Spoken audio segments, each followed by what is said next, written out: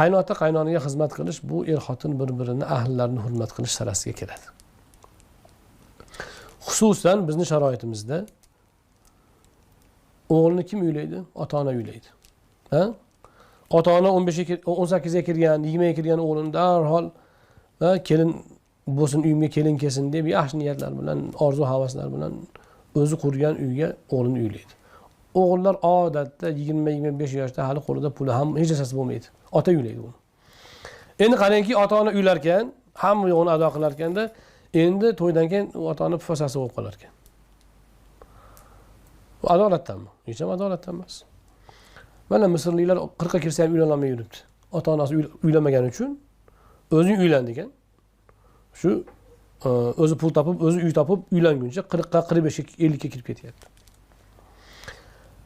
Ana o'shanaqa bo'lsa, unda endi qaynotaga xizmat qilmayman desa, sal yopishsa kerak. Lekin bizda ota-ona farzandlarini oila bag'rida o'stirib, ularni uylab joylamaguncha ko'ngli tinchimaydi. Shu muruvvatni qilgan ota-onaga xizmat qilish kerakmi, yo'qmi? O'sha o'g'ilni 25 ga kirgizib, tarbiyalab, pul topadigan qilib, yaroqli qilgan kim? Osmondan tushmagan-ku. Ota-ona. Ota-ona shu yigitning ota-onasi. O'sha uchun ham unga hurmat qilinadi. Ularga hurmat, izzat, ehtirom ko'rsatiladi.